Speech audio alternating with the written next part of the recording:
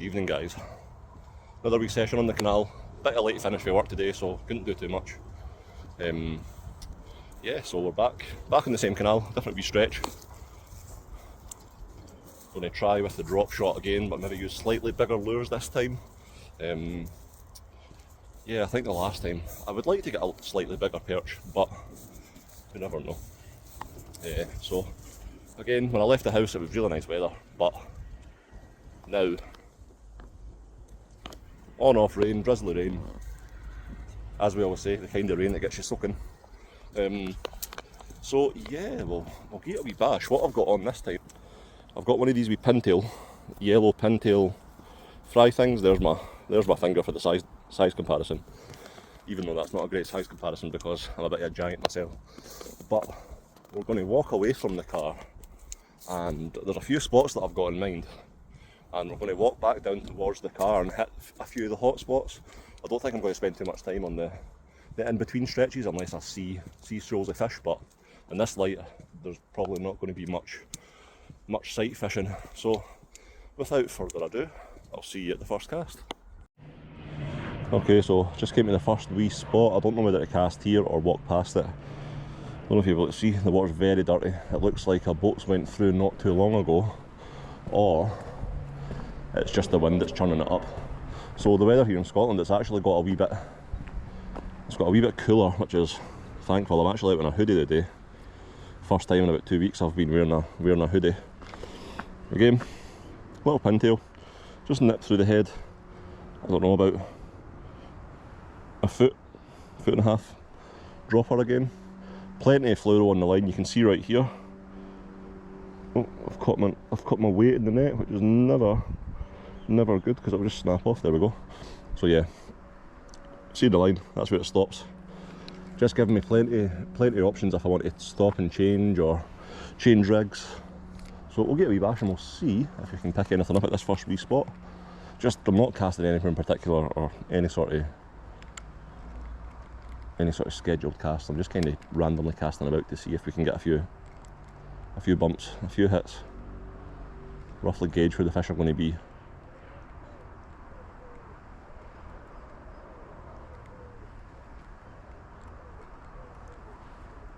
Oh, there's a wee bite right there under the floating grass.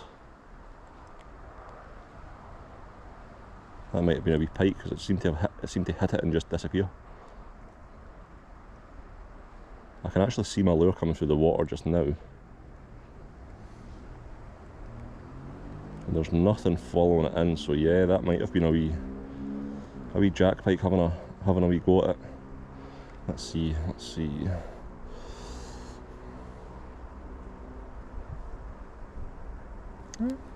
Seems okay so far. Got a wee cast here towards the bridge.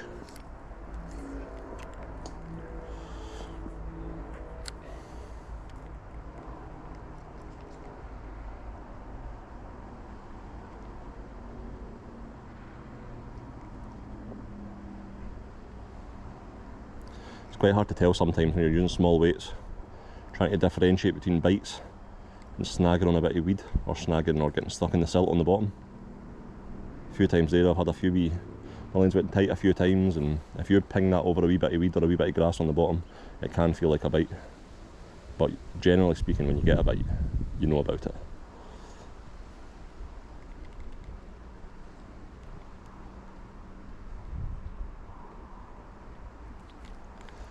Nothing there, keep moving. So, just in case you're wondering why I'm wearing glasses, even though it's quite dull, quite dim, these glasses are actually low light polarised glasses. I don't know if many of you know, you probably do, but a lot of the glasses you get, they've got different shades, and these shades basically are your indicator for different light levels. These glasses are not great when it's sunny. They don't really shade the water at all. They don't really stop the reflections in the water, but in this light it's really good. The only reason I've got them on today is so that if I'm drop shotting quite close into my feet, then there's a good chance that I'll be able to see if there's any fish following, see if there's fish watching it, and yeah, something else you might not have known. Maybe you did, maybe you didn't, but there's a wee nugget information for you.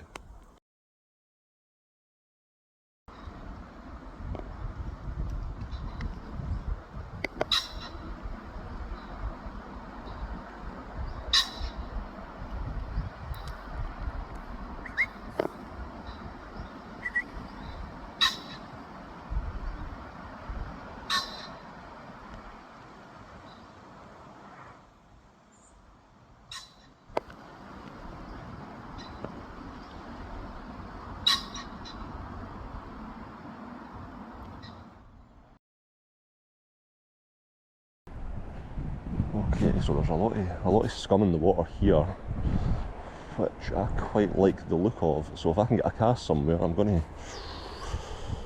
Oh, it's going to be hard, it's going to be hard. If I do get a fish, I might just need to chuck it back. Yeah, I'll get a wee castaway up here.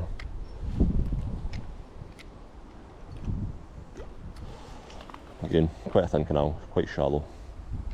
Nothing happening. Oh, there we go, there's a fish straight away.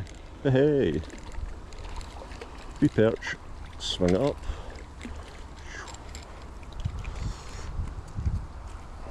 There we go. Wee perch right in the side of the mouth, right in the scissor. Give me that without chucking my weight away. There we go, guys. Oh. Another wee perch. Oh. And back he goes. So there we go. Found a wee bit of scum in the water. This isn't weeds on the bottom, this is like cut grass or cut banks that have flown down here. They're bottlenecked here because this is where the flow flows up for here and the wind's pushing down here. So this big area here is kind of like a, I don't know what you want to call it. I don't want to say brackish because this is fresh water, there's no salt water at all in it, but it's similar to that, where two currents kind of meet, the top current, the bottom current. See if we can get a few more before they wise up. I do know in this canal if there's any sort of floating snag, floating branch, big floating bits of weed, the fish do tend to hang about them, they follow them. I've seen that before with the rudd on the English canals, but unfortunately up here we don't really, probably do have some rudd, but never in any great sort of numbers.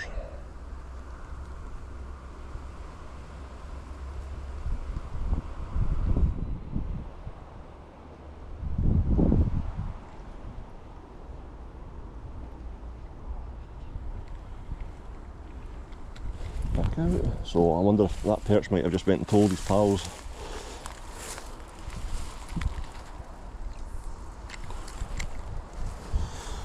Under this tree, come with the wind this time, slightly wee change of area, and a snag straight away.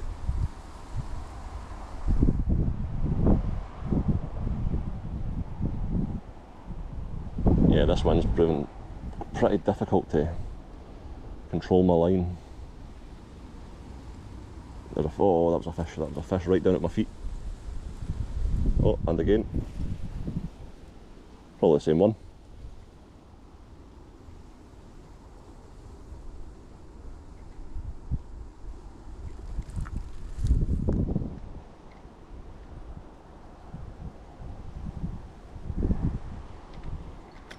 One more cast back towards where we got that last one. Okay, that's it, hit the bottom pretty much straight away. So from what I've sussed, I don't think they're wanting it to be as erratic, so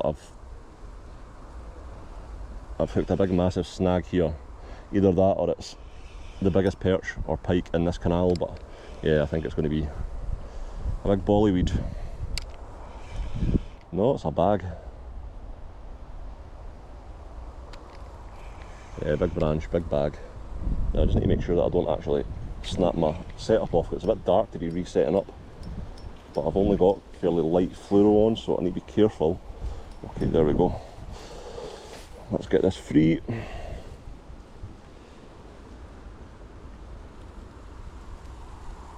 There we go, easy as that. Very rarely you break off your setup and you're drop shotting. Usually that's the whole design of it.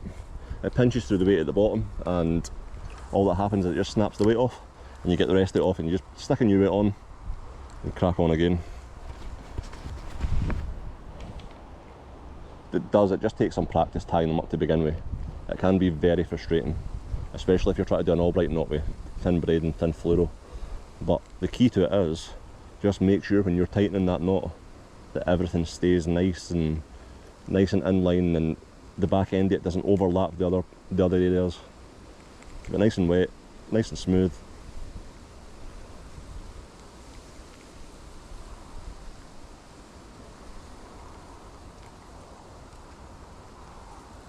Yeah, before we go, I'm going to move up, get a wee cast of this bridge up here, because although it doesn't usually get dark till about 9:15, with these clouds and this rain it's going to seem a lot darker a lot earlier.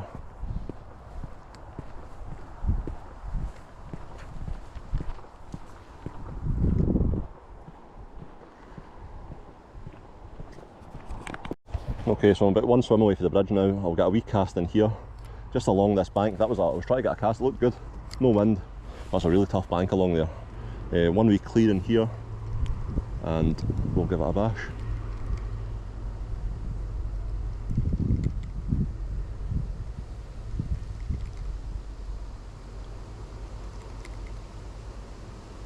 Oh, I don't know if that was a hit there or if that was the weight hitting over a wee branch or a wee log.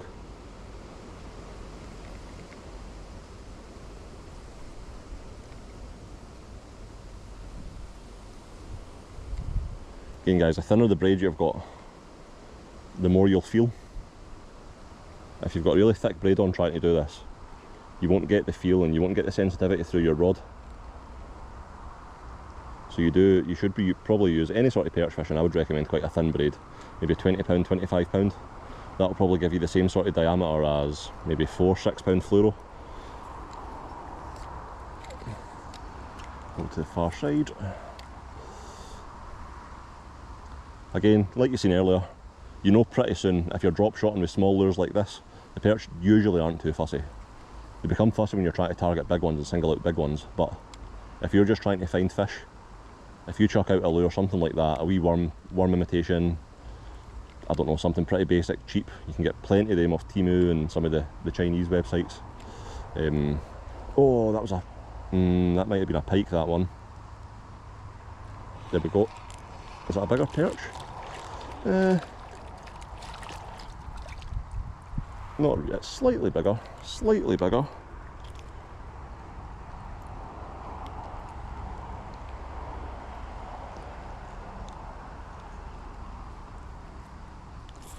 There you go. Hey, so we'll just stick him back in down here.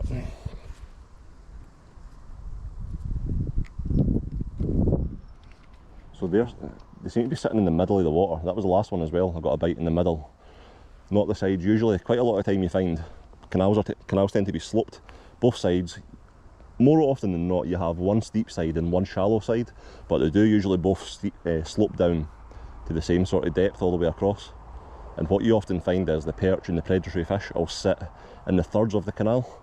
They like to sit on the shelves and just patrol the shelves. But today, maybe because of the weather, because the wind's changed a wee bit, the pressure's changed, maybe they are just sitting that wee bit deeper.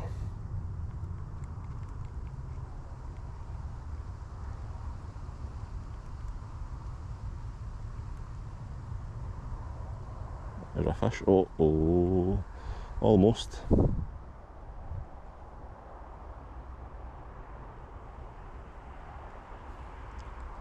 So I have no doubt in my mind that that one was a fish there as well, because I had the bite the last time and that there, I never felt any weeds.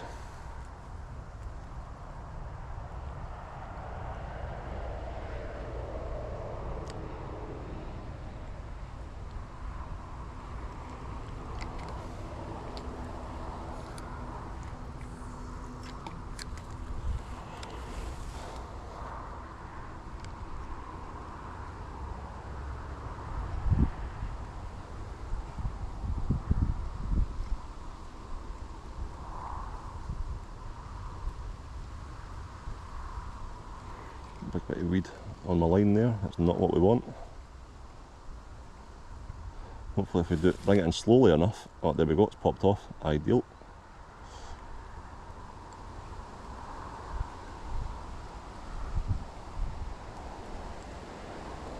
Oh, there's a fish again, another perch.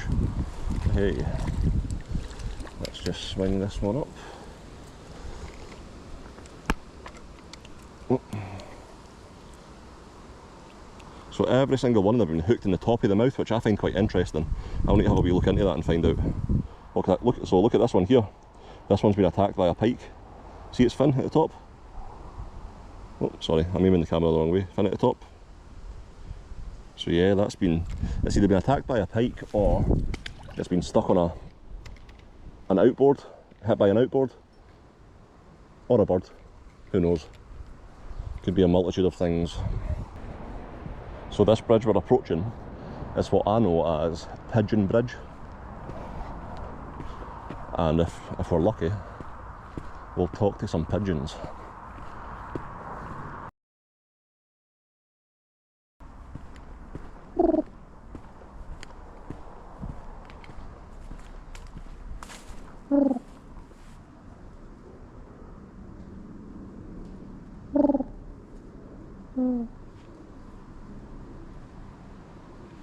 Nah, they're not playing ball. So while it's still light, get a wee cast round about here. Again, structure.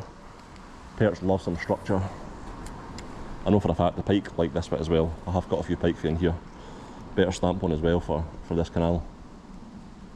But we'll see how we get on.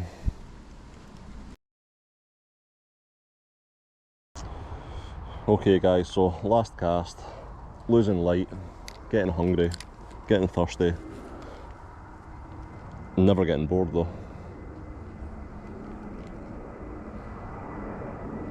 I would rather be hungry and thirsty but fishing than have a full belly,